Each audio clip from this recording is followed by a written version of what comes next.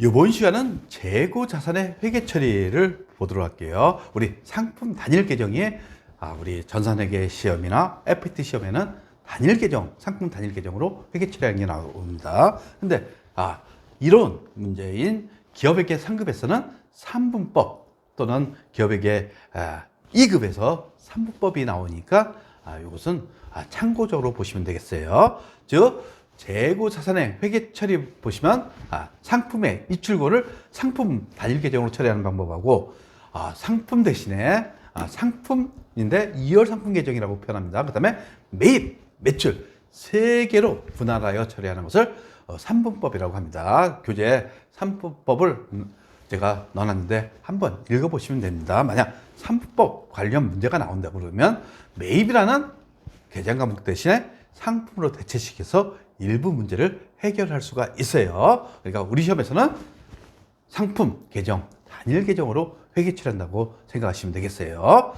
그리고 기업회계 상급에서 간혹가다 이제 매입이라는 용어를 씁니다. 그리고 전산회계 시험에서도 매입이라는 단어가 나오는데 제가 만약 문제가 있으면 그것에 대해서 풀어드릴 겁니다. 그리고 3분법에 대한 회계 처리는 여러분들 한번 읽어보시면 되겠어요.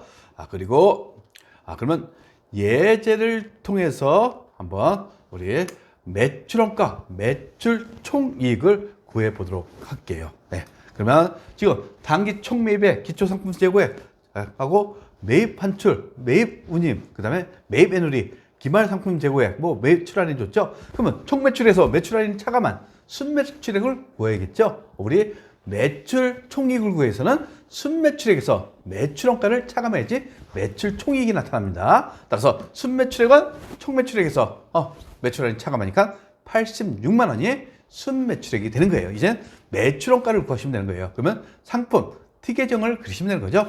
기초는 자변에, 기말은 대변에. 이것은 계산된다고 그랬어요. 따라서 이제 하나하나씩 대입시키시면 되는 겁니다. 기초 상품 재고액 얼마입니까? 20만 원. 그렇죠? 여기 20만 원. 그 다음에 총 매입액이 있죠? 매입. 예. 즉 총 매입액은 얼마입니까? 50만 원이 있어요. 50만 원. 그렇죠? 50만 원. 그리고 기말 상품 재고액이 5만 원 줬어요. 그리고 매입 애누리하고 환출.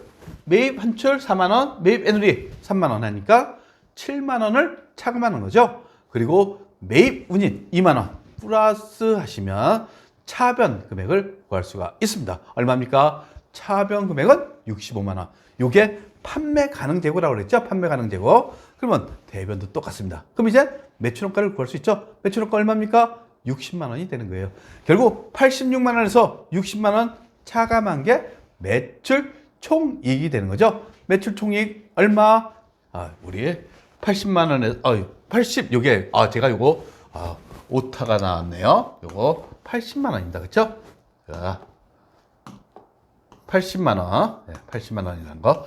결국 80만 원에서 매출원가 차감한 게 얼마?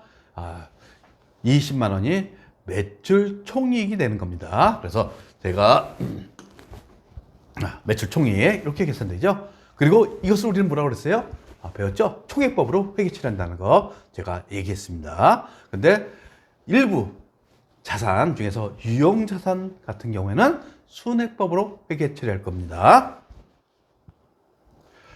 그리고 예제 2를 통해서 우리 한번 문제를 풀어보도록 할게요. 지금 수정선 합계 잔액 시산표를 줬네요. 그 다음에 기말 상품 재고액은 500만 원이다 이렇게 돼 있죠. 그러면 요 잔액 여기 있죠. 요것을 4,450만 원을 판매 가능 재고 상품액 판매 가능 재고로 합니다. 근데 기말 상품 재고액은 얼마입니까?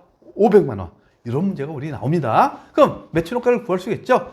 즉 판매 가능 재고 4,450만 원에서 기말 상품 재고액 얼마? 500만 원을 차감하니까 우리 3,950만 원이 기말 상품 재고액이 되는 거예요.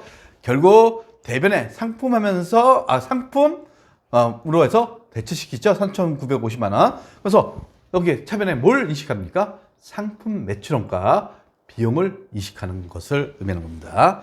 그리고 그 하단에 분식회계 이것은 우리 시험에서 나오지 않습니다. 우리가 분식하면 라면이나 이런 거 칼국수 이런 분식이 아니라 화장을 한다고 생각하시면 됩니다. 분자가 화장 분자입니다. 그래서 화장한다는 것은 내가 더 잘생기게 보이게 하는 거죠. 결국 자산도 많고 이익도 많이 난 것처럼 해야지 우리 거기에 회사의 사장은 주주로부터 신용을 받아요. 그리고 회사가 괜찮아야지 은행으로부터 대출을 받을 수가 있어요. 특히 재고 자산인 경우에는 이동성이 용이해요. 즉 왔다 갔다 하기가 쉽다 이겁니다. 만약 유형 자산, 건물이나 토지는 고정돼 있죠. 근데 재고 자산은 사업장이 여러 개 있다고 생각해 보세요. A, B, C 사업장이 있다고 가정하면 우리 공인의 회사가 기말에 와서 재고 자산을 파악하러 옵니다. 그러면 A 사업장에 와갖고 확인해 보니까 담당자가 B 사업장에 있습니다. 그럼 다시 또 B 사업장 갔어요. B 사업장 가니까 C 사업장으로 옮겨놨어요.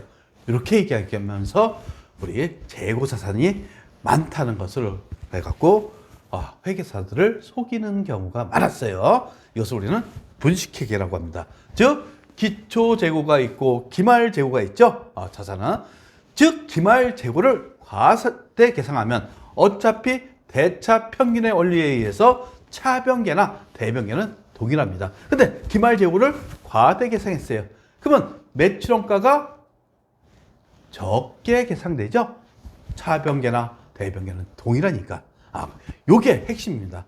결국 매출원가가 적게 계상되면 이익이 올라갑니다. 그렇죠? 이익이 과대된다는 거. 이익이 과대된다는 것을 여러분들이 아셔야 돼요. 이게 분식회계입니다. 특히 재고자산은 이동성이 용이하니까 이거 갖고 많이 장난을 칩니다. 그래서 중요한 것은 그 다음 게 중요한 겁니다. 자산하고 이익은 비례관계이다. 이것은 아주 중요한 용어예요. 즉 자산을 많이 잡아놓으면 이익이 커집니다. 결국 이익은 어디로 반영되는 거예요? 저기 자본이죠. 자본. 자본의 이익. 결국 손익계산서의 이익은 자본에 반영되니까 여기 자산하고 이익은 비례관계라는 것을 반드시 숙지하고 계셔야 돼요. 자산을 많이 잡았다. 그러면 결국 이익을 많이 잡았다는 것으로 우리 표현할 수가 있습니다. 이게 분식회계입니다. 이것은 참고적으로 여러분들이 알고 계시면 되겠어요.